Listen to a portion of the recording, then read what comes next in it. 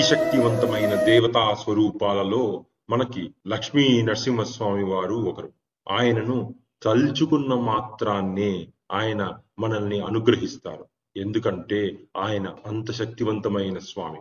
ఆయనను ప్రసన్నం చేసుకోవటానికి, అతి శీఘ్రంగా ప్రసన్నం చేసుకోవటానికి మనకు నృసింహ ద్వాదశ నామావళి అని ఉన్నది. ఈ ద్వాదశ నామాలను మనం స్తోత్రంగా కానీ నామాలుగా కానీ మననం చేసుకోవచ్చు. ఈ నామాలను చెప్పటానికి ఎంతో సమయం పట్టదు, కానీ వీటి శక్తి అమోఘం, అద్భుతం. మనము తీవ్రమైన కష్టంలో కానీ, ఆర్థిక సమస్యలతో కానీ, లేదా తీవ్ర రోగాలతో కానీ సతమతం అవుతున్నప్పుడు, అనుకోని సంఘటనలు జరుగుతున్నప్పుడు మనము ఈ ద్వాదశ నామాలను వినియోగించుకోవచ్చు. అప్పుడు మనము శీఘ్రంగా స్వామి అనుగ్రహానికి పాత్రులమవుతాం.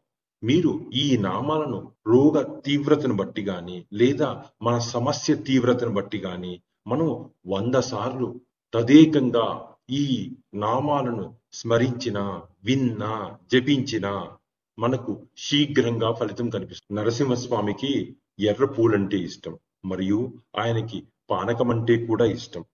మీకు వీలైతే మీరు పానకంని, బెల్లం పానకం మీరు నైవేద్యంగా పెట్టి ఈ ఎర్రపూలతో ఆయనను అర్చిస్తూ 100 సార్లు మనం ఇలా చేయగలిగితే మనకు శీఘ్ర ఫలితం వస్తుంది. ఓం మహాజ్వాలాయ నమః. ఓం ఉగ్రకేసరీ నమః. ఓం వజ్రదంష్ట్రాయ నమః.